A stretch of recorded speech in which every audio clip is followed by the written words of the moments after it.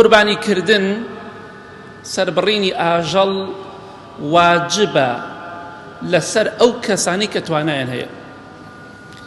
لە حەدیثێکی صحیحی ئەبوو داود هاتووە خۆشەویستی خوا فەرمێ صلی الله عليه وسلم: يا أيها الناس إن على كل أهل بيت في كل عام أضحية. أي خەڵکینە گوێ بگرن، لەسەر هەموو ماڵێک واجبە، پێویستە هەموو ماڵێک هەموو ساڵێک قوربانیەک بکەن ئەو کەسانەی کە توانایان هەیە.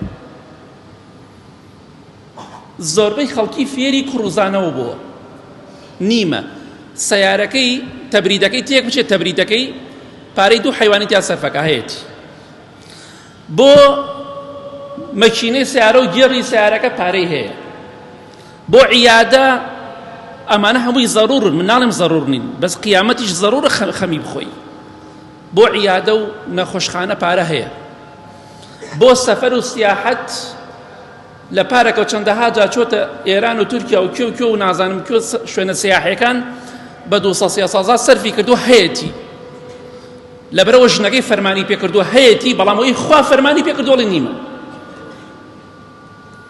ئەمە حەدیث پێغەمبەری خوایە صلی الله عليه وسلم. هەموو ماڵێک هەموو ساڵێک دەبێ قوربانی بکەن،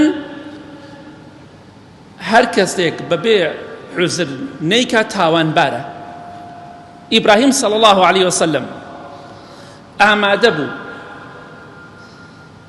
لەبەر فەرمانی خوا، بە فەرمانی خوا ئامادە بوو منداڵی خۆی تاقە کوڕی خۆی سەر بڕێ، بەس ئەو کوڕی هەبوو. تۆ ناتوانی ساڵێکە حەیوانی بۆ خوا سەر بڕی؟ ئەم ژیانەی کە ئێمە تێداین هەمووی تاقیکردنەوەی برای بەڕێزە، بۆی ئینشاءڵڵا قوربانی بکە. خەڵکە بوو پارەکە قوربانی کرد و یان نەیکرد، ئێستا لەژێر خۆڵایە. تۆ زەمان هەیە ساڵێتر قوربانی ببینیتەوە؟ زەمان هەیە ساڵێتر جەژنی قوربان لەم سەر زەویە بیت؟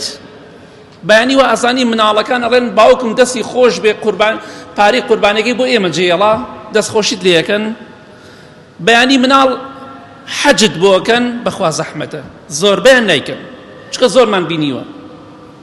جا ئەم جیلەی ئێمە ئەگەر بۆ دایک و باوکیان نەکەن، ئەو جیلەی تر کە لە خوار ئێمەوە ئەوە ئەولاترە نایکەن، حەقیقەتێکە. بۆیە ئینشاءڵڵا بە ئیزنی خوا قوربانیتان لەبیر نەچێ، ئەوەی توانای هەیە بۆ شتی دنیایی بۆ ماڵ و مناڵ با بۆ خۆش توانای هەبێت. ئەمە زەکات وەکو زەکات چۆن ساڵانە زەکات دەرەکەی، ئەبێ بڵێ پارەکە زەکات نەکەم ساڵ زەکات دەناکەم پارەیشم هەیە، شتیوە ئەبێ نابێت. قوربانیش ئەگەر کەسێک هەیبێ وەکو زەکات هەموو ساڵێ فەرزە بێ، هەموو ساڵێک واجبە بێ، وەکو حەج نییە لە تەمەن تا جارێک بێ. بۆیە ئینشاءڵڵا ئەوەی توانای هەیە بۆ دنیا با بۆ خۆش توانای هەبێت.